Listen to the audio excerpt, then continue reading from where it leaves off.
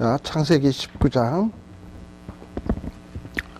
오늘 우리 지난 시간에 아브라함이 조카 롯을 위해서 중보한 것에 대해서 우리 같이 공부를 했습니다. 18장이었죠. 우리 소돔과 고모라, 소돔과 고모라에 대한 멸망에 대해서 아브라함이 계시를 받고 난 다음에 이 소돔과 고모라에 의인이 있다면 의인과 함께 악인을 멸하는 건 옳은데, 악인을 멸할 때 의인도 멸하면 이건 뭔가 하나님의 공의의 문제가 되는 것 아니냐. 그러니 소돔과 고모라에 만일에 의인이 있다고 한다면, 그렇다면 하나님 그래도 소돔과 고모라를 멸하실 거냐. 그래서 의인 내가 50명이라도 찾으면, 그 다음에 45명, 40명, 30명, 20명, 10명, 만일에 그 다음이라 그런다면 10씩 내려갔으니까 빵이 되겠죠. 네. 그러니까는 의인이 있으면 어떻게 할 거냐라고 묻는 거예요. 아마 아브라함이 생각했던 것은 롯의 가정을 생각했겠죠. 그러니까 하나님이 의인이 있으면, 심지어는 열이 있어도 멸망 안 시키겠다고 얘기했던 거예요. 근데 열 다음에 뭐가 돼야 되죠? 빵이 돼야 되잖아. 근데 빵은 아니잖아요. 롯도 있고 두 딸도 있고, 그러니까 제로까지는 갈 수 없으니까. 근데 하나님의 원칙은 뭐냐 하면, 어쨌든 소돔과 고모라의 열 미만이라 하더라도 의인이 있으면 멸망 안 시킨다는 겁니다. 그러니까 의인을 악인과 함께 멸망시키는 하나님이 아니에요. 의인이 있으면 하나님이 의인 때문에 악인의 심판을 보류하신다고. 아시겠어요? 그러니까는 참 어떻게 보면 이 세상에 사는 많은 악한 사람들 우리 덕보고 있는 거예요. 왜냐하면 우리가 의인이고 괜히 하나님이 심판을 하시다 의인도 다칠까봐 심판을 보류하고 있는 거라니까요. 근데 하나님께서는 이제 소돔과 고모라에는 롯과 그 두 딸밖에 없기 때문에, 또 그 아내도 있긴 했습니다만, 그러니까는 하나님이 어떻게 하시냐, 의인은 뽑아내야 되겠다. 의인을 함께 멸망시킬 수 없으니까 의인을 뽑아내고 나머지 악인을 심판하기로 작정을 하시게 되는 거예요. 근데 그 일을 행하기 이전에도 19장 들어갑니다.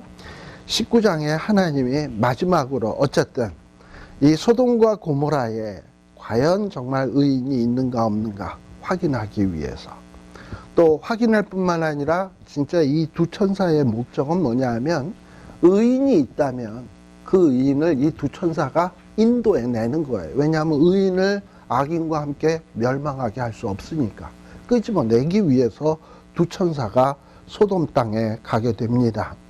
그러니 이 두 성경에는 두 천사, 사실 눈으로 볼 때는 사람의 모습을 하고 있죠. 이 하나님을 대표해서 지금 소돔과 고모라에 오게 되는 거예요. 자, 이 롯이라고 하는 사람이 아브라함하고 있을 때는 참 복을 받았습니다. 그러나 이 복의 근원으로부터 떨어지다 보니까 이제는 뭐가 기다리고 있냐? 심판, 정말 가정의 비극, 이런 것들이 지금 기다리고 있는 거예요. 자, 그래서 이 롯이 이 소돔 땅에 살면서, 몰라요, 거기에서 잘 먹고 잘 살았는지는 모르겠습니다만, 롯은 너무나도 중요한 것을 많이 잃어버리게 되었습니다. 복의 근원이었던 아브라함과 함께 하지 않다 보니까 이제는 심판의 비극이 기다리고 있고, 부인이 죽어야 되고, 자식들과 근친상간을 해야 되는 이런 끔찍끔찍한 일들이 줄줄이 지금 앞에 놓여 있게 되는 거예요.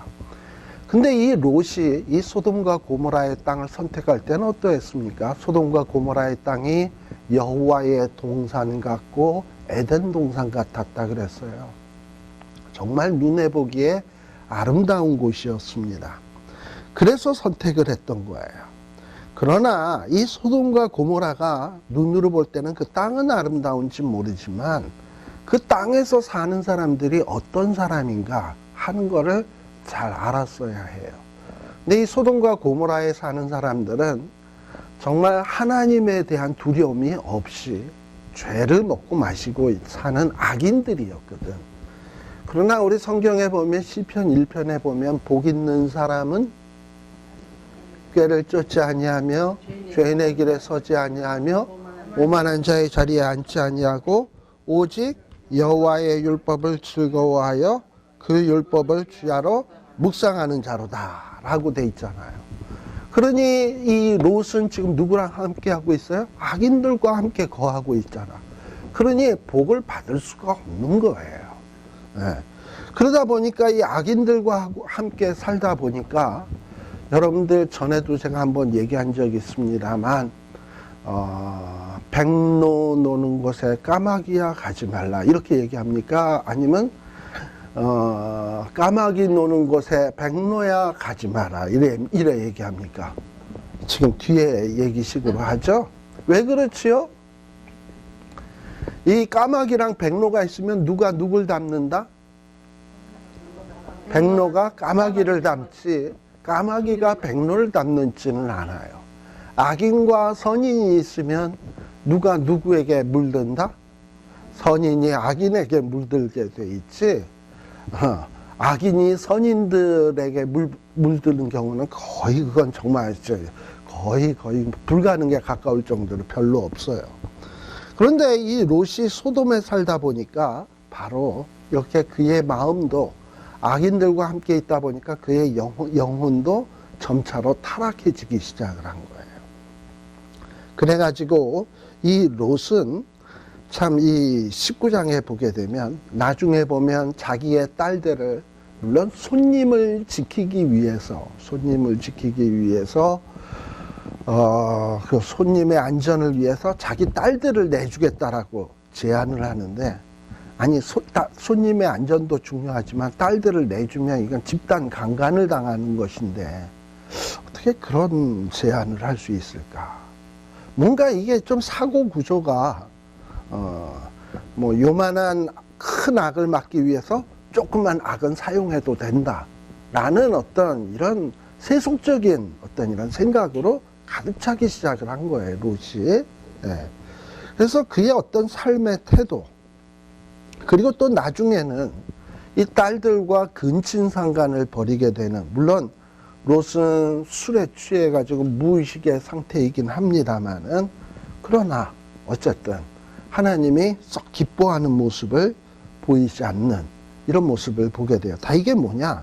소돔 땅에서 살다 보니까 지금 벌어지게 된 일들이에요. 바로 이것이 19장에 나오는 사건입니다. 자, 그래서 이 19장에 나오는 사건을 조금 우리 절절히 한번 살펴봅시다. 날이 저물어 가고 있었어요. 하나님을 보내신 이 두 천사가 소돔과 고모라에 왔습니다. 아마 이들의 목적은 두 가지였을 거예요. 소돔의 상태를 알아보기 위해서, 또 하나는 소돔에 의인이 있다면 구출하는 것이 목적이었습니다. 자, 그런데 이런 나그네가 탁 온 것을 보고 이 롯도 영접하고 땅에 엎드려서 절을 하고 자기 집으로 들어가서 발을 씻기고 주무시고 뭐 이렇게 그러고서 갈 길을 가라 이러고 제안을 하게 되는 것을 보게 돼요. 참 이걸 보면 롯이 그동안에 아브라함과 함께 있었던 시간들이 많잖아요. 그러다 보니 아브라함한테서 나그네를 대접하는 것을 배웠던 것 같아. 비록 소돔성에 살면서 악에 물들긴 했지만 그래도 소돔에 오기 전까지는 아브라함하고 함께 살았잖아요. 우리 이전에서도 아브라함은 나그네를 잘 대접했잖아요. 이런 것도 아마 롯이 아브라함의 영향이 아닌가, 이런 것을 볼 수 있어요. 자, 그래서 이렇게 영접을 해가지고 참 이렇게 경건한 모습도 사실 있어요. 근데 그럼에도 불구하고 악인들과 함께 살다 보면 경건한 모습은 점차로 사라지기 시작을 하고 점점 악한 모습으로 바뀌어져 가게 됩니다. 자, 그래서 이 3절에 보게 되면 롯이 이렇게 간청을 하니까 참 오지랖도 넓어. 가는 손님 별말 없으면 지가 알아서 갈 것이지 불러서 집안까지 들여가지고 먹이고 재우고 할 건 또 뭐 있어요, 그죠? 근데 아무튼 이게 어떤 성도의 모습이야. 하나님이 나그네를 대접하라 그러고 그랬으니까. 자, 이렇게 간청을 하며 그제야 돌이켜서 집으로 들어와서 식탁에서 먹습니다. 자, 그런데 4절에 보면 이 두 천사가 눕기 전에 그 소돔 백성들이 찾아옵니다. 아마도 이 두 천사는 우리 지금 19장 1절에 보면 분명히 사람의 모양을 하고 있지만 두 천사라 그랬습니다. 그러니까는 아마 이분들은 천사인데 사람의 모양을 했으면은 못생겼겠습니까? 잘생겼겠습니까?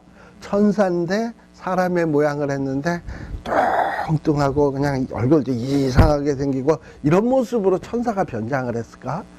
그렇지는 않았을 거예요. 뭔가 천사니까 우리가 보고 야, 저 사람 참 천사 같아 했을 때 못생긴 사람 보고 천사 같아 이러지는 않잖아. 그러니까 아마도 분명히 이 두 천사의 어떤 사람의 모습은 정말 그 뭔가 남다르고 그리고 잘나고 이랬던 것 같아요. 근데 이것이 누구에게 굉장히 관심의 대상이 되었냐면 소돔과 고모라 사람. 이 소돔과 고모라 사람들은 남녀 간의 어떤 이런 사랑을 나누는 것도 식상을 해가지고 이제는 어떻게 되냐? 남자가 남자를 이러고서 동성연애를 하는 지경까지 이르게 되었지 않았습니까? 그러니까 점차 자꾸 색다른 어떤 것을 추구하는 게 결국은 그 길로까지 나간 건데 근데 어느 날 소돔과 고모라에 보니까 보도 듣도 못한 희한하고 멋지게 생긴 두 인간이 이 롯의 집에 쓱 들어간단 말이지. 그러다 보니까 그걸 딱 쳐다보게 되니까 4절에 보게 되면 소돔 백성들이 어떻게 해요? 제가 갖고 있는 성경에는 무론 노소라고 써 있는데 개역 개정에는 뭐라고 되어 있습니까? 노소를 막론하고 뭐 그 얘기가 그 얘기네. 무론 노소하고 이렇게 돼 있는데 노소를 막론하고 즉 무슨 얘기냐? 어떤 이런 변태적인 어떤 성적인 쾌감을 느끼고자 하는 데에 노인이고 애고 할 것 없이 모두가 다 이런데 어떤 변태적인 동성연애에 대해서 완전히 그 정욕에 불타오르고 있었다 이 말이죠. 그러니 이 소돔과 고모라가 얼마나 부패했는가 하는 것을 볼 수 있습니다. 자, 이런 상황에서 5절에 보게 되면 막 그냥 롯을 부르는 거지. 이 저녁에 내게 온 사람이 있느냐? 잘생겼다 그러는데 이끌어내라. 우리가 그들을 뭐 하리라? 개역 개정에는 뭐라고 되어 있습니까? 상관하리라로 되어 있습니까? 상관하리라라는 얘기가 무슨 얘기겠습니까? 내가 상관하리라. 뭐 예를 들면은 이건 네 할 일 아니야. 나 저 사람하고 얘기해야 되겠어. 보통 이럴 때 상관하겠다라는 생각을 하잖아요. 여기서 이 상관이라는 말은 그런 말이 아닙니다. 두 사람을 끌어내라. 우리가 그와 have a sex예요. 우리가 그와 뭘 하겠다? 성적인 관계를 맺겠다. 그러니까 상관한다라는 말은 성적인 관계를 맺겠다. 성관계를 맺겠다라는 얘기예요. 근데 이런 얘기를 누가 하는 거냐? 소돔과 고모라에 있는 노소하고 늙은이고 애들이고 할 것 없이 창피한 줄도 모르고 아무튼 새로운 인간만 나타났다 그러면 온통 그 생각뿐인 거야. 이게 인간입니까? 짐승이지. 자, 근데 이런 상황 속에서 6절에 보면 롯이 문 밖에 무리에게로 나가서 뒤로 문을 닫았다. 아마도 이것을 여러분들이 그림 보듯이 한다면 롯이 지금 여기가 문이라고 합시다. 나갔어요. 문이 뒤에 있죠. 문을 딱 닫아놓고 자기는 문 앞에 있고 사람들은 제 앞에 있는 거죠. 이런 상황인 거야. 문을 왜 뒤에 문을 닫았겠습니까? 못 들어가게. 자기가 그 앞에 서 있는 것은 왜 그럽니까? 그들을 말리기 위해서. 지금 이런 행동을 하고 있는 거예요. 그러니까는 롯은 어떻게 해서든지 지금 자기 집안에 들어온 손님을 보호하려고 하는 이런 모습을 볼 수 있어요. 왜 이런 행동을 하고 있는 것인가? 당시 이 중동 지역에서는 말이죠. 누가 이렇게 손님이 왔으면 그 손님이 그 집에 머물다 갈 동안 집주인은 그 손님의 모든 안전을 책임져야 돼. 근데 만일에 누군가가 손님이 들어왔는데 그 집안에서 해를 입었거나 불미스러운 일을 당했으면 참 그 주인은 모자란 인간 취급을 받게 되는 거예요. 그러니 이 롯이 아마도 이렇게 손님을 보호하기 위한 이 마음이 굉장히 간절했던 것 같아요. 제발 좀 이 손님을 건들지 마라. 그래서 문을 닫고 문 밖에 나와서 사람들을 얼르고 있는 거죠. 그리고 7절에 보면 제발 이르되 청하노니 내 형제들아 일어나길 행치 마라. 그러니 간곡히 지금 부탁을 하고 있는 겁니다. 자, 그런데 이렇게 간곡히 부탁을 하는데 소돔과 고모라 사람을 보니 말을 들어먹을 것 같지를 않네. 그러니 이제 8절에 보면 차선책을 말을 하죠. 제가 아까 말씀드렸던 이겁니다. 내게 남자를 가까이 아니한 두 딸이 있노라. 물론 손님도 중요한데 두 딸은 또 이건 뭐 어쩌란 말이야. 근데 내가 이 두 딸을 너희에게로 이끌어 내리니 너희 눈에 좋은 대로 그들에게 행하고 이 사람들은 내 집에 들어왔은즉 이 사람들에게는 아무 짓도 하지 말라. 즉 이런 태도에서 뭘 볼 수 있냐. 롯은 그 손님들이 손상을 당하게 되면 어떤 불미스러운 일을 당하면 자기에게 체면에 누가 될 거는 걱정을 하는데 자기의 두 딸이 나가서 문 남성들에게 짓밟혀서 그 인격이나 육체적으로나 아주 황폐화될 것에 대해서는 전혀 배려가 없는 거야. 지 체면은 소중하고 딸이야 어떻게 되든 말든. 어떻게 보면 굉장히 이기적인 거죠. 그리고 당시에는 어떤 이 여자라고 하는 사람에 대해서, 여자에 대해서 어떤 인권을 존중해짐이 없어요. 여자는 마치 재산 취급, 자기의 사유재산 취급을 했어요. 그래서 남자들이 중동 지역에 사는 남자들이 보면 자기의 부와 명예, 권세 이런 것을 과시하기 위해서 간혹 부인도 하나가 아닌 여럿을 거느려요.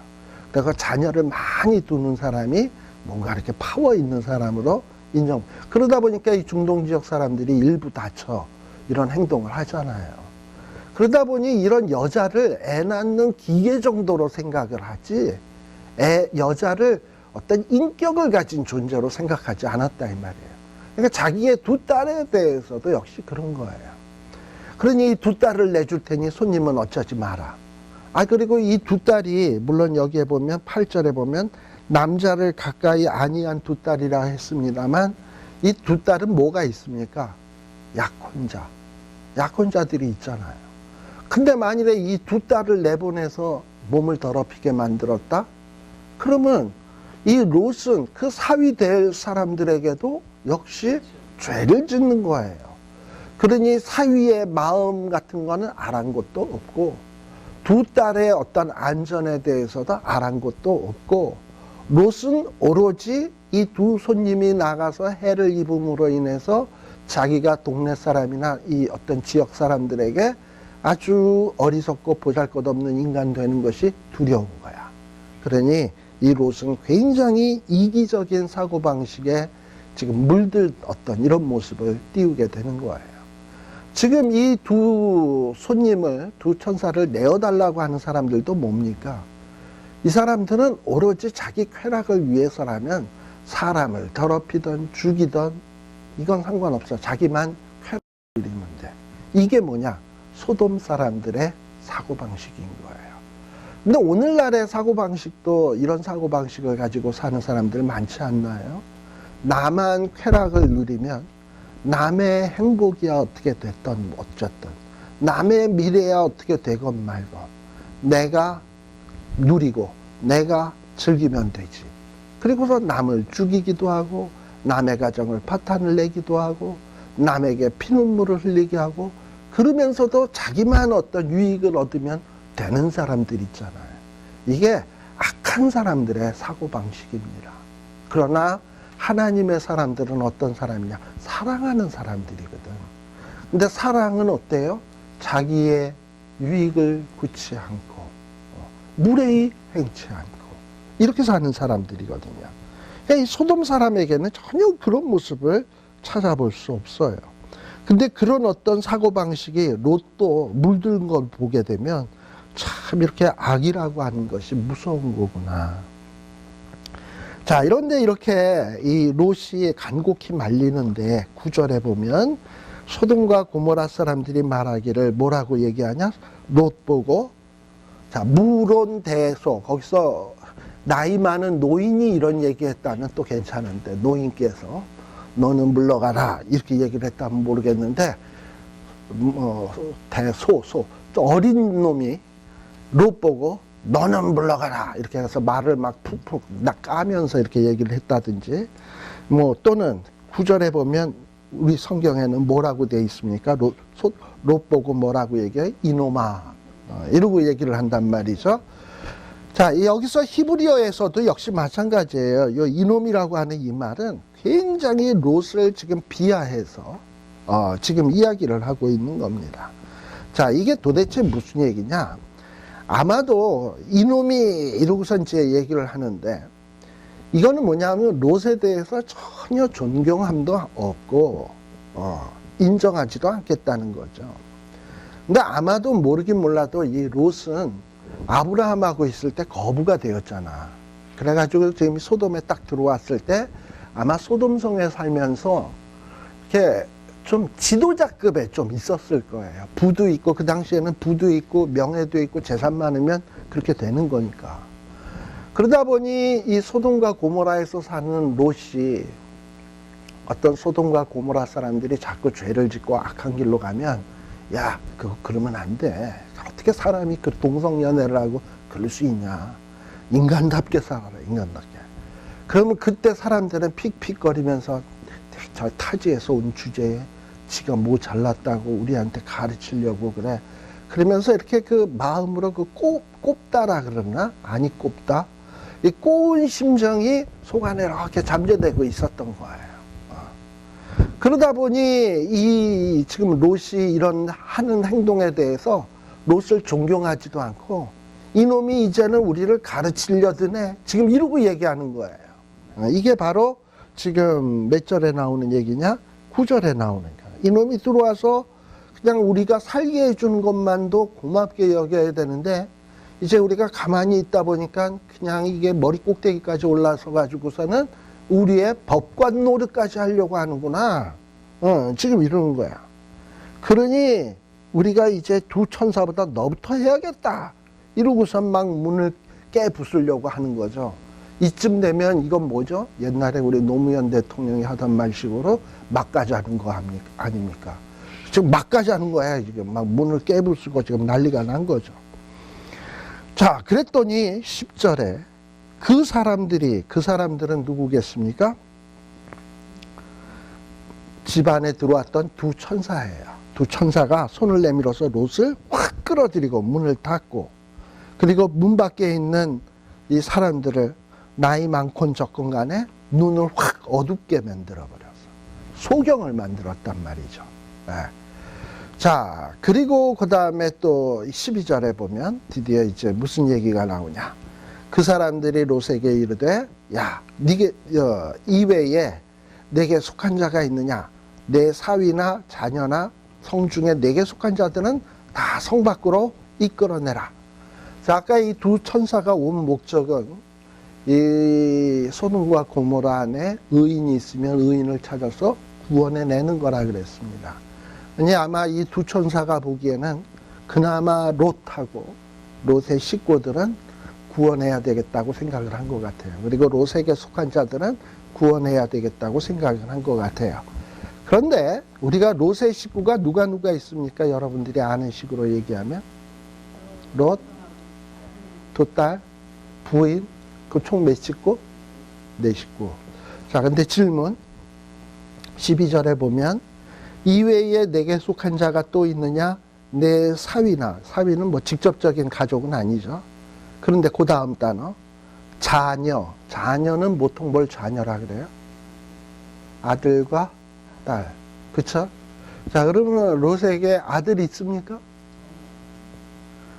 본 적 없죠? 근데 여기 지금 아들 있잖아. 내 자녀나. 왜 이렇게 얘기한 걸까? 아들이 있어서라기보다는 그냥 우리가 그냥 지금 이 두 천사는 그 아들을 본 적 있어요? 딸을 본 적 있어요? 네 혹시 밑에 자녀들 있으면 자녀도 아들이 몇 명, 딸이 몇 명 이거 알고 묻는 겁니까? 지금 모르는다고 가정을 하고 너 혹시 자녀 있으면 이러는데 근데 나 자녀 딸만 있어요. 말 틀리게 하셨어요. 뭐 이런 거 따집니까? 그냥 혹시 자녀 있으면 하면은 딸만 있는 가정이라도 자녀 있으면이라고 얘기하지 딸만 있으면 딸들 막 이렇게 구별해서 얘기하는 건 아니잖아. 그러니까 어떤 분은 너무 성경을 꼼꼼히 읽다 보니까 여기서 자녀 보니까는 자녀 이러다 보니까 롯의 아들들은 어디 간 거야 도대체? 뭐 또 이렇게까지 고민을 하는 양반들이 좀 있어요. 근데 어쨌든 성경을 그렇게 꼼꼼히 보려고 애를 쓴다라고 하는 것은 박수 쳐들 일이지만은 근데 성경에서는 어떨 때는 이렇게 두리뭉실하게 딸만 있어도 자녀, 아들만 있어도 자녀라고 이야기할 수 있는 거예요. 근데 왜 그러면 아들과 딸들이 있는데 딸에 대해서는 굳이 길게 언급을 안 하는 거냐? 부인이 있었을 때인데 부인에 대한 얘기는 왜 길게 언급을 안 하냐? 아니 그거 다 언급을 하다가 보면 성경책이 몇 권 있어야 되게. 그러니까 성경에서는 딱 우리에게 필요한 얘기만 추려서 하는 거예요. 지금 문제는 소돔과 고모라에서 어떻게 구원받았냐를 얘기하는 것이지 롯의 가정의 시시콜콜한 가족의 히스토리에 대한 모든 걸 얘기하려고 하는 게 아니거든. 예. 자, 그래서 여기에 보면 내 사위에 대한 얘기도 성경은 별로 없어. 자녀에 대해서도 별로 없어. 그냥 이렇게 두리뭉실하게 얘기해요. 근데 어쨌든 롯에게 속한 자면 하나님이 축복하겠다는 거예요. 비록 롯이 변질이 되긴 됐지만 말이죠. 아브라함이 뭐였습니까? 복의 근원. 그 복의 근원하고 살다가 보니까 롯도 얼떨결에 조금 복의 근원이 됐어. 그래서 이 소돔과 고모라에서 그나마 롯과 관련된 사람은 구원 얻을 수 있는 자격이 지금 부여해 주겠다는 거야. 이게 참 얼마나 감사한 일입니까? 그러니까 우리가 알게 모르게 이렇게 복의 근원으로 산다라는 건 참 귀하고 감사한 일이에요. 자, 그래서 하나님께서 13절에 보면 소돔과 고모라를 멸절시키기로 작정하셨어요. 부르짖음이 여호와 앞에 크므로 이곳을 멸하러 보냈다. 이 두 천사의 온 목적입니다. 그래서 이곳을 멸하겠다. 자, 그래서 이 롯이 좀 부족하긴 하지만 역시 복의 근원인데 이 롯이 딸들 정혼한 사위에게 야 하나님이 이곳을 멸하신단다. 그러니 우리가 이곳을 떠나야 된다. 라고 얘기를 했는데 이런 걸 가리켜서 뭐라 그러냐? 복음이에요. 살 수 있는 길을 제시해 주신 거니까. 근데 이런 복음에 대해서 사위들은 뭘로 여겼다? 농담으로 여겼다라고 얘기하는 거예요. 오늘날도 역시 마찬가지로 세상에 많은 사람들은 복음을 전해줘도 그런 게 어디 있냐? 말도 되지도 않는 얘기다 라고 이렇게 우습게 여기는 경우들이 있거든요. 우리 하나님께서 용서하지 않는 죄가 있다면 두 가지예요. 어떻게 보면 하나는 회개치 않는 것. 두 번째는 뭐냐? 하나님이 주신 이 복음의 내용을 농담으로 여기는 것. 아주 무가치한 것으로 여기는 것. 우리 하나님께서는 우리를 구원하시기 위한 방법을 마련하기 위해서 자기의 독생성자 예수 그리스도를 보내셔 죽어서 피 흘려서 죽기까지 그 대가 지불을 하셨어요. 그래서 그 대가로 우리가 살 수 있는 길을 만들어 놓으신 거거든요. 그러니 나를 사랑하기 때문에 내 아들을 죽여서까지 희생을 해서까지 하나님은 좋은 길을 딱 예비를 해 놓으셨는데 그런데 상대방은 그런 어떤 길을 야 이렇게 하면 이제 돼. 내가 이렇게 내 아들까지 죽여서 만들어 놓은 길이니까 이 길로 가면 돼. 이렇게 얘기를 했는데 그 얘기를 들었던 사람은 그런 게 어딨냐. 너나 실컷 가라. 라고 얘기하면 얼마나 불쾌하고 기분 나쁘냐 이 말이에요. 이게 조금 감이 안 오면 예를 들어서 제가 여러분들을 저희 집에 초대를 해가지고 뭐 음식을 잔뜩 준비해가지고 드십시오 하고 이제 대접을 했어요. 그런데 여러분들이 턱 먹어보더니 아이 무슨 음식을 이렇게 맛없게 만들어. 에페페페페 이래봐. 그러면 제가 얼마나 열을 받을까? 막 얼굴이 푸르락 불그락 하면서, 그렇다고 뭐 다음번에 혹시 제가 뭘 사줬을 때 맛도 없는데 맛있어요 이러란 얘기는 아니지만, 그렇지만 내 딴에는 열심히 정성껏 준비해서 그랬는데 먹어보고서는 뭐 대접 받을 거 다 해놓고서는 이딴 걸 가지고 이러면은 아주 이거는 불쾌하게 나를 모욕한 거잖아. 그러니까 우리가 예수 그리스도를, 그 십자가를 믿지 않고 예수 그리스도의 그 길을 인정하지 않는 것은 하나님을 모욕하는 길이에요. 여러분들 요한복음 3장 16절의 시작이 그거거든. 하나님이 세상을 이처럼 사랑하사 독생자를 주셨으니 이는 저를 믿는 자마다, 만일에 반대로 얘기하면 하나님이 세상을 이처럼 사랑하사 독생자를 주셨는데도 불구하고 저를 믿지 않아? 그럼 멸망인 거예요. 왜? 하나님을 모욕한 거거든. 멸시한 거거든. 그러니까 세상에서 용서받지 못할 죄는 회개치 않는 것과 하나님이 우리에게 제시해 주신 이 구원의 길을 무시하고 짓밟는 것. 마치 돼지에게 진주를 주었더니 진주의 귀함을 모르고 땅에 버리어서 밟아버리는 것. 이것과 똑같은 거예요. 이것에 대해서 하나님이 분개하시는 겁니다. 자, 근데 이 사위라는 것들, 그래도 롯하고 소돔과 고모라에서 가장 가까운 관계에 있는 사위라는 것들이 장인이면 이거 얼마나 참 잘 보여야 될 대상입니까? 근데 이 장인의 말을 듣고 뭘로 여겼다? 농담으로 여겼다. 그러니 이 인간들은 어떻게 해도 싸다? 죽어도 싸다. 그렇잖아요. 죽어도 싼 거예요. 자, 그래가지고 드디어 이제 하나님의 심판이 시작이 되게 됩니다. 자, 근데 우리가 한 가지 성경 한 구절 찾아봅시다. 우리가 보통 이 롯하면 참 시원치 않은 사람으로 생각을 하는데, 베드로후서 한번 보세요. 베드로후서 2장 7절과 8절에 있는 말씀.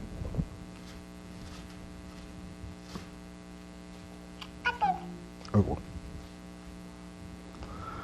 베드로후서 2장 7절 8절 찾으셨어요? 다 같이 한번. 몇 페이지? 384, 85. 네. 384, 385. 베드로후서 2장 7절 8절 시작. 불법한 자의 역단한 행실을 인하여 고통하는 의로운 롯을 건지셨고, 이 의인이 저희 중에 거하여 날마다 불법한 행실을 보고 그러므로 그 의로운 심령을 당하니. 거기에 보면 롯이 뭐처럼 나오죠? 의인처럼 나오죠? 불법한 행실을 보고서 의로운 롯의 마음이 뭐 했다? 상했다. 뭐 이렇게 되라고 돼 있어요. 어떻게 보면 이 아브라함의 조카 롯에 대해서 성경상 가장 좋게 표현한 부분이 베드로후서 2장 요 7, 8절이에요. 다른 데는 이 롯에 대해서 그렇게 좋게 평가하고 있는 데가 별로 없는데, 창세기에서조차. 근데 아무튼 이 베드로서에서는 이 롯을 뭐라 그랬냐? 의롭다라고 얘기를 해요. 참 그러니 우리가 롯의 행위를 창세기에서 보면 눈을 비비고 찾아봐도 의로울 만한 것이 없는데, 그러나 굳이 찾아본다면 나그네가 왔는데 집에 들였던 것, 그 다음에 또 잘 먹이고 그랬고, 또 소돔과 고모라 사람들이 쳐들어왔는데 그래도 이 두 사람을, 물론 속마음은 자기의 어떤 나중에 사람들에게 욕안 먹기 위한 어떤 그 마음이 컸겠지만, 어쨌든 그건 무시하고서라도 두 사람을 어쨌든 보호하려고 했던 건 사실이잖아. 그래서 어쨌든 두 사람을 보호하려고 했던 것. 그리고 또 어떻게 해서든지 사위들이라도 구원받게 해보겠다고, 하나님이 이거 불로 살인된다, 너희들 이 성 밖으로 나가야 된다 라고 얘기한 것. 나쁜 것 한 것 더 많은데 좋은 거 한 번만이라도 찝어가지고 베드로서에서는 뭐냐, 롯을 이렇게 좋게 평가하는 거예요. 이게 바로 우리 하나님의 안목이야. 우리가 만일에 나중에 천국에 가면, 사실 뭐 우리가 인생을 살아오면서 우리 인생 다 돌이켜보면, 우리 찬송가 가스펠송에서도 보면 내 평생 살아온 길 뒤돌아보니 걸음마다 다 죄뿐입니다. 그렇잖아요. 뭐 우리의 살아온 길 뒤돌아봐서 살펴보고 나면 다 뭐야? 죄뿐이야. 그런데 하나님은 죄는 안 보시고 뭐만 끄집어내냐? 그나마 잘한 거 뭐 하나 끄집어내는 거야. 근데 고리고리 골짜기에 어느 날 자기 집에 소자 하나가 와서 물 좀 달라 그래서 물 한 컵 떠들어줬는데 난 까맣게 잊어버렸는데 하나님이 천국에서 나중에 나를 최후의 심판대에 놓으시고서 네가 내가 목마를 때 물을 주었다. 우린 기억나 안 나? 안 나. 근데 그 소자한테 물 준 게 바로 내게 준 것이라고 칭찬해 주시는 하나님이에요. 그러니까 지금 이 롯도 잘한 거는 참 없는데 베드로서에서는 롯을 어떻게 해서든지 그 잘한 점 하나라도 끄집어내서 칭찬을 해보려고 하는 게 이게 또 하나님의 시각이다. 하나님의 마음이다. 라는 것을 우리가 알 수 있습니다. 자, 그래서, 이제 이 소돔과 고모라가 이제 심판을 받게 되는데, 우리 아까 몇 절까지 했죠? 15절. 이제 드디어 뭐가 벌어지냐? 15절에 보면 동이 트기 시작을 해요. 해가 뜬단 말이에요. 성경에 보면 이 해가 뜨는 것은 어떤 새로운 시작을 말해줄 때가 참 많이 있습니다. 보통 우리 사람의 삶도 그렇잖아요. 해가 뜨면 새로운 시작이잖아. 그러니 연초가 되면 뭐 저기 정동진이라든지 이런 데들 가서 해돋이 보겠다고들 난리 아닙니까? 자, 그런데 성경에 보면 이 해가 트는 것은 어두움이 물러가고 빛의 세계가 시작되는 거예요. 그러니까 어떻게 보면 해가 뜨는 것은 어둠의 세력을 심판하는 겁니다. 자, 그런데 지금 참 공교롭게도 이 소돔과 고모라는 죄악의 도생이요, 어두움의 도성이요, 아주 문란한 곳이야. 근데 여기에 하나님이 심판을 하는데 뭐와 동시에 하느냐? 해가 떠오름과 동시에 빛이 비춰지면서 어두움의 세력을 몰아내는 이런 역사를 시작을 하는 거예요. 자, 그러니 이제 종이 막 틀라 그래. 해가 떠오르기 직전이야. 그러니 천사는 얼마나 마음이 급합니까? 롯을 재촉해서 야, 빨리 네 아내, 저 사위는 이제 물 건너갔고 네 아내와 두 딸을 이끌어라. 이제 이 성이 심판을 받을 때 너희도 지체하다가 멸망당하지 모르겠다. 자, 그런데 16절에 보면 롯이 뭐 합니까? 지체해요. 왜 지체했을까요? 근데 우리가 성경에 보게 되면 이 롯은 우리 창세기에 보면 예를 들면은 노아, 아브라함 같은 경우를 보면 노아에게는 뭐냐? 하나님이 너가 주 만들어라. 노아가 지체했다라는 말이 있던가요? 아브라함에게 나타나셔서 본토 아비집을 떠나라. 그랬더니 아브라함이 민기적거림에 뭐 이런 말은 있나요? 다 즉각적으로 이루어졌어요. 근데 반면에 지금 이 롯 같은 경우에는 자꾸 민기적거리고 있어. 왜 그러냐? 이 롯은 참 재물에 욕심이 많은 사람이었거든요. 그러니 이전에 아브라함하고 이별을 할 때도 이 사람의 판단 기준은 뭐냐? 어떤 의리, 사랑 이런 게 판단 기준이 아니야. 눈에 보이는 아름다운 것, 귀한 것, 가치 있는 것. 그래서 뭐 그동안에 아브라함은 마치 자기의 아버지여 자기를 길러준 생명의 은인 같은 사람인데 그런 건 전혀 고려하지 아니하고 소돔과 고모라 땅이 뭐 같다? 여호와의 동산 같고 에덴 동산 같으니까 네가 좌하면 우하고 할 때 딱 찍어서 그냥 쫙 간 사람이죠. 이게 바로 이 소돔이거든. 그러니 그의 관심의 최고는 뭐냐? 재물, 물질이에요. 그러니 이런 자가 멸망으로 인해서 자기의 그동안 모았던 재산들이 하루아침에 다 잿더미가 돼버린다 그러니 얼마나 마음이 찡하고 그냥 마음이 흔들리고 그랬겠습니까? 이것도 두고 가야 되나 만져보고 이것도 둬야 되나 이러다 보니 시간이 지체될 밖에 이것도 갖고 가자니 부피가 너무 크고 이걸 갖고 가자니 했더니 무게가 너무 많이 나가고 그러니 이러지도 저러지도 못해서 입만 쩝쩝 다시면서 이러고 있으니 정말 이 천사가 보니까 딱 하잖아. 빨리 나가자. 이러고서 지금 끌어내는 겁니다. 자, 그러면서 16절에 보면 롯이 지체를 하니까 롯의 손, 아내의 손, 두 딸의 손을 잡아 인도하여, 여기서 잡아낸다라는 것은 굉장히 강력한 표현으로 원래 히브리어에는 기록되어 있습니다. 막 민기적거리니까 막 잡아채듯이 끌어가는 거야. 그래서 성 밖에 두니 이제 소돔 성 밖까지 나왔어요. 자, 근데 이렇게 해서 끄집어낸 것에 대해서 성경은 뭐라고 평가하고 있냐? 16절 끝에 여호와께서 그에게 뭐 하심이었다? 인자를 더하심이었다. 즉 무슨 얘기냐? 이 롯은 하나님 앞에 구원받을 자격이 있는 사람이다 아니다? 아니에요. 전혀 구원받을 자격이 없음에도 불구하고 우리 하나님께서는 정말 하나님의 인애하심, 인자하심을 통해서 지금 구원의 은혜를 베풀고 있는 거예요. 그래서 이 롯이 지금 이 성 밖으로 끌려 나오게 된 겁니다. 자, 그리고서는 17절에 아마도 이 두 천사의 목적은 요 성 밖으로 끌어내는 데까지가 목적이었던 것 같아요. 그리고 두 천사가 뭐냐? 성 안으로 들어가서 유황불을 내려서 이제 심판을 해야 될 일도 하는 거죠. 구원해내는 건 됐고. 자, 그래서 17절에 뭐라고 얘기합니까? 그 사람들이 그들을 밖으로 이뤄낸 후에 뭐 해라? 빨리 도망쳐서 생명을 보존해라. 돌아보거나 들에 머물거나 하지 말고 산으로 도망하여 멸망함을 면하라. 이러고선 도망치라는 거야. 빨리 뛰라는 거야. 근데 이 롯이 가만 생각을 해보니까 이게 이제 두 딸도 관연한 딸이 됐고 시집갈 만한 딸이 되었으니까 롯도 최소한 나이가 먹을 만치 먹지 않았겠습니까? 그러니 그 총각 때 20대 팔팔할 때 달리기 하던가 하고 갔겠습니까? 근데 지금 어디로 도망을 가야 되냐 하면은 산으로 도망을 해야 되거든. 평지도 아니고. 그리고 지금 천사는 뭐라고 얘기를 하냐 하면은 빨리 그 들판에 머물어서도 안 되고 어디로 해라? 산으로 도망을 해야 된다.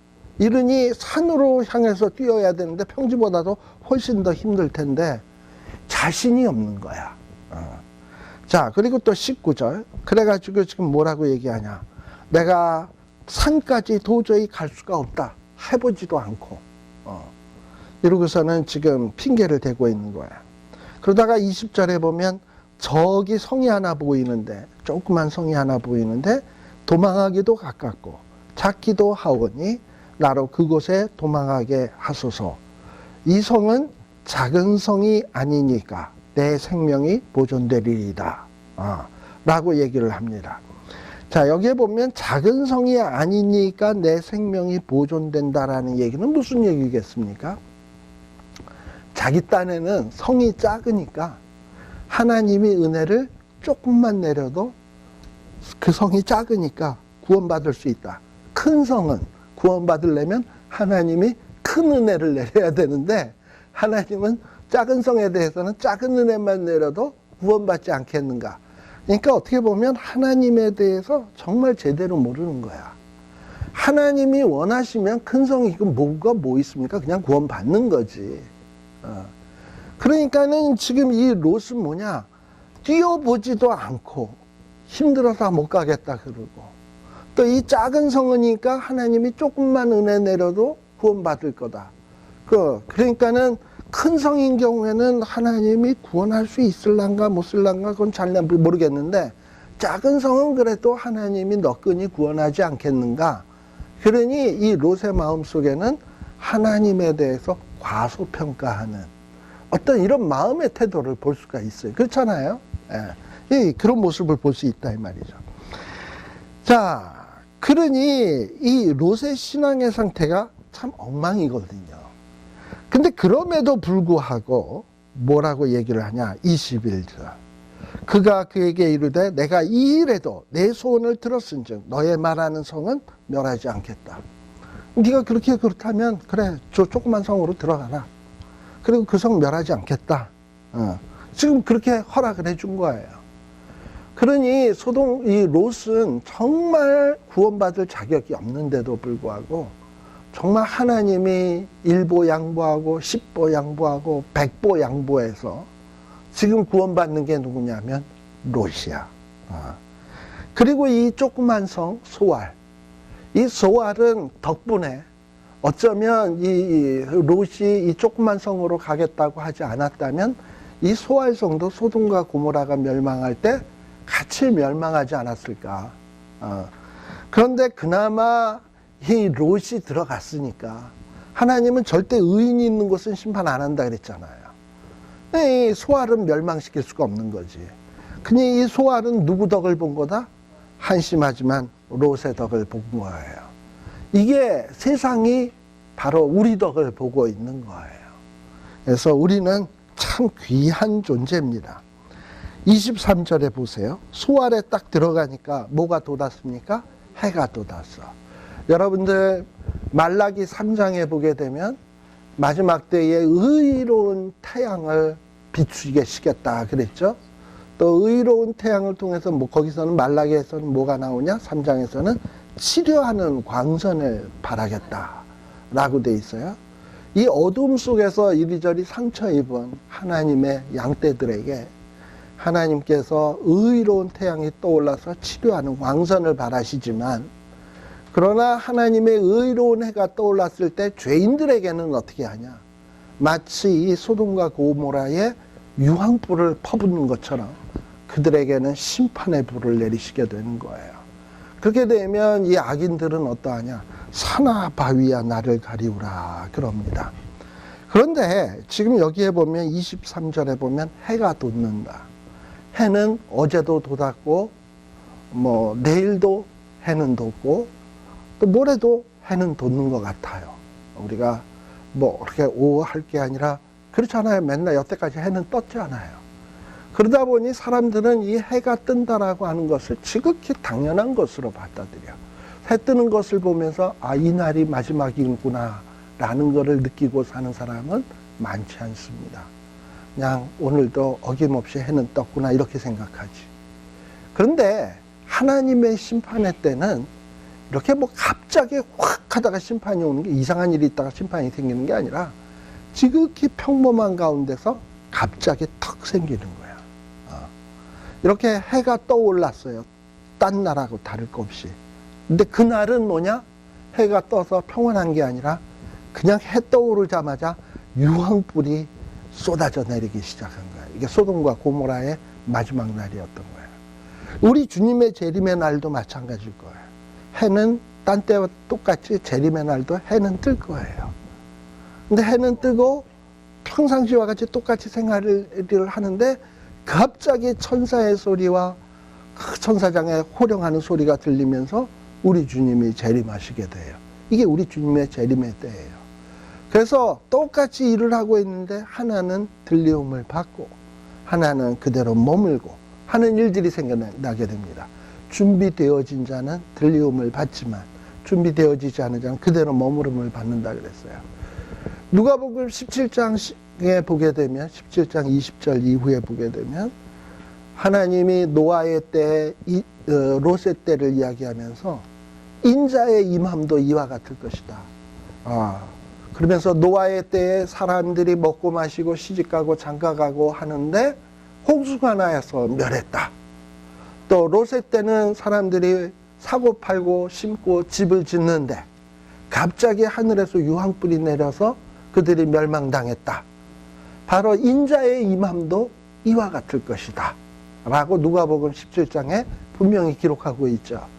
그러면서 우리 예수님께서 이 롯의 때를 언급하시는 것은 아마도 우리 요 창세기 19장 여기 23절 24절에 나오는 말씀을 생각하면서 우리 예수님이 누가복음 17장에서 이야기하지 않았겠나. 동일하게 해는 떠오르는데 하나님의 심판이 임하면서 거기 보세요. 유황과 불이 비같이 소돔과 고모라에 내렸다 그랬잖아요.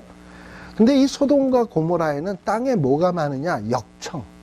역청이 뭐냐 하면 여러분들 그 배를 만들면 배 나무와 나무 사이에 물이 스며들 수 있잖아. 그러니까 거기에다 그걸 발라요. 방수가 되게. 근데 일종의 거기에는 접착제 같은 거기 때문에 기름기가 많거든. 물에 강하니까. 근데 이 기름기는 뭐냐? 불에 또 아주 잘 타는 거잖아요. 그러니 이 땅에 역청이 많은 동네인데, 그런데 거기에 유황불이 내렸으니 땅에서 그냥 불이 홀홀 타오르면서 그 역청층으로 되어 있는 것들이 푹 꺼지면서 땅들이 아래로 침하되겠죠. 그래서 여러분들 그 소돔과 고모라가 어디 있냐면 사해 바다 근처가 소돔과 고모라예요. 근데 우리가 알다시피 그 사해, 우리 성지순례나 뭐 이집트 뭐 이렇게 성지순례 보면 사해바다 하면서 사람들이 어떤 사진이 보통 그 사해바다가 나옵니까? 어떤 사람이 물에 이렇게 누워서 신문 들고서는 물에 누워서 이렇게 보고 있잖아. 예? 그게 왜 그러냐? 물의 밀도가 높아가지고 사람이 물에 둥둥 떠요. 수영을 안 해도. 근데 왜 물의 밀도가 높냐? 소금기가 높거든. 근데 이 소금기는 언제 생기는 거냐? 소금기는 이게 아주 땅 중에서 제일 아래층이 소금층이거든요. 바다 밑이 그렇잖아. 바다 밑이 일종의 소금층인데, 근데 이 사해바다는 역청으로 해서 자꾸 침하되면서 땅이 이렇게 가라앉아가지고 거의 바다 밑바닥층하고 같아. 근데 거기에 비가 오고 이러면서 물이 고이고 요단강에서 물 내려온 게 이렇게 하면서 짠물만 그냥 있다 보니까 사람들이 물에 둥둥 뜨는 거예요. 그리고 그 사해바다 근처, 저도 성지순례 안 가봤습니다만, 그런데 거기에 가보면 군데군데 이렇게 바위 같은 것들이, 소금 기둥 같은 것들이 불뚝불뚝 솟아나는 것들이 있어요. 그러면서 어떤 기둥 하나는 진짜 이 롯의 아내가 뒤돌아보다가 소금 기둥 됐다 그랬잖아. 그거랑 비슷하게 생긴 기둥도 있어요. 그러다 보면 여행 가이드들이 뭐냐면 이게 바로 창세기에 나오는 이 롯의 아내라고. 뭐 이러고 그럼 또 사람들 그 옆에 가서 사진 찍고 뭐 이러는 데도 있어요. 근데 거기가 왜 그러냐?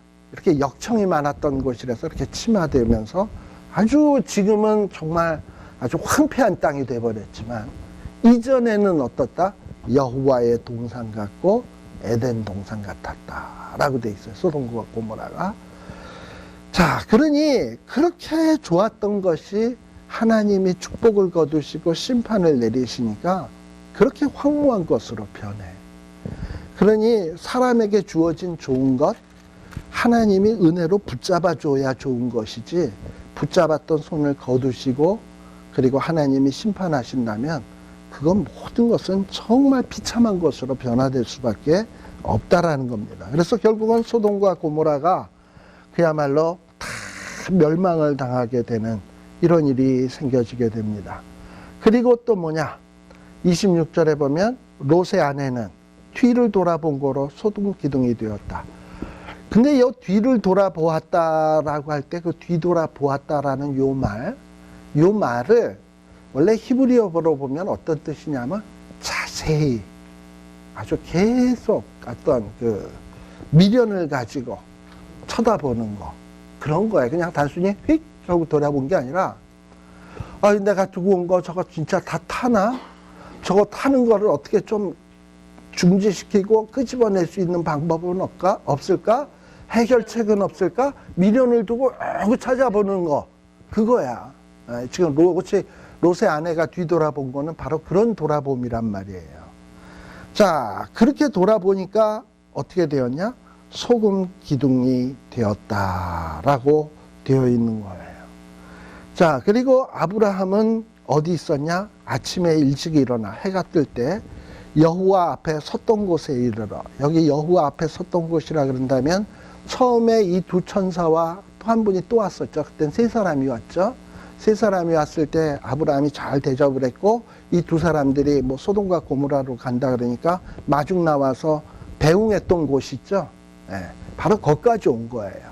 그래서 이 소돔이 내려다 보이는 지역까지 와서 그러면 잘 가세요 하고 자기는 산 위에서 이렇게 지켜본 거예요.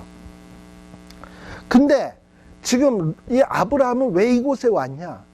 이 아브라함은 그동안에 뭘 했냐 하면 소돔과 고모라를 위해서 중보했던 거 아시나요? 저곳에 의인이 50명만 있으면 45명, 40명, 30명, 20명, 10명. 사람이 자기가 중보한 것에 대해서는 관심이 있습니다. 그러나 기도 안 한 거에 대해서 관심 하나도 없습니다. 그렇잖아요. 아브라함은 자기가 롯을 위해서 기도했고, 그리고 소돔과 고모라를 위해서 기도했기 때문에 과연 저것이 어떻게 될 것인가에 대해서 굉장히 관심이 있었어요. 그래서 지금 나가본 거예요. 바로 우리도 오늘날 이 시대에 나라를 위해서 기도하는 자가 나라에 관심이 있어. 그게 나라를 사랑하는 사람이야. 어떤 내 가족, 그리고 내가 어떤 사람들에 대해서 말로만 사랑한다? 그건 좀 아닌 거야. 위하여 기도하는 사람이 사랑하는 거예요. 그런 사람은 그런 자식에 대해서 관심이 있어요. 바로 아브라함이 그런 모습이야. 결국은 그런 모습으로 인해서 그나마 소돔과 고모라에서 누가 살았다? 롯이 산 거고, 롯의 두 딸이 산 거예요. 자, 보세요. 참 에덴 동산 같고 여호와의 동산 같던 소돔과 고모라가 28절.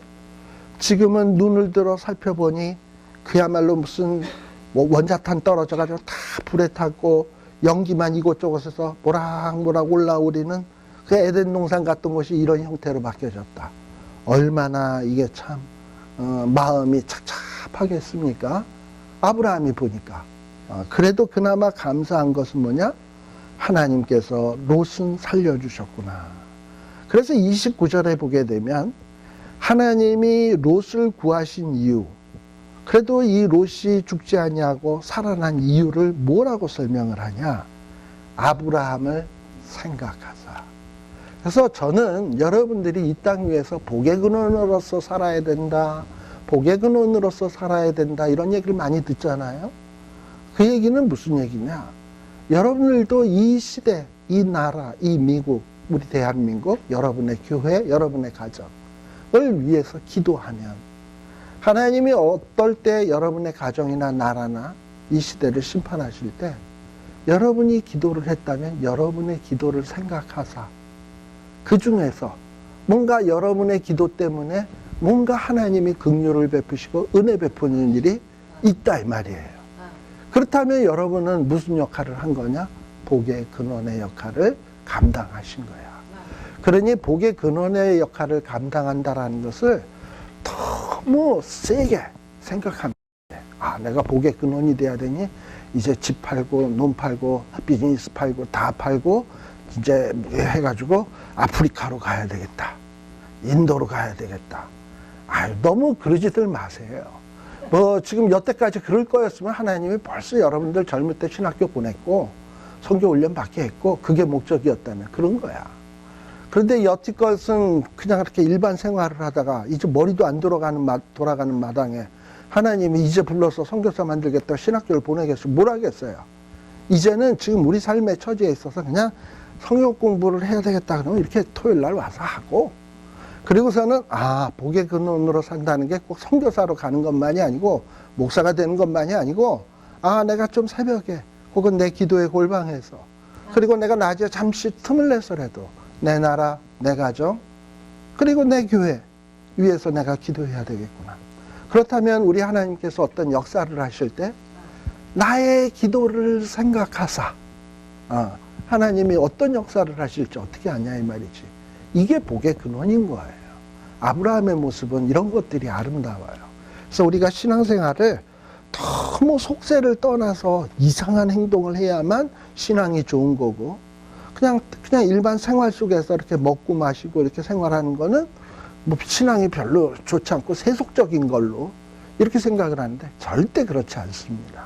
그래서 여러분들의 평범한 삶 속에서 그냥 틈을 얻든지 못 얻든지 기도하시고 또 걱정하시고 하나님 앞에 아뢰시고, 그리고 그들에게 직접적으로 어떤 사랑은 못 베풀었다 하더라도 기도한다는 것만으로도 하나님은 그 일을 통해서 굉장한 은혜와 축복을 여러분의 기도 때문에 내리신다는 사실을 잊지 않으셨으면 좋겠다라는 거예요. 이렇게 해서 소돔과 고모라에 대한 얘기를 마치고요.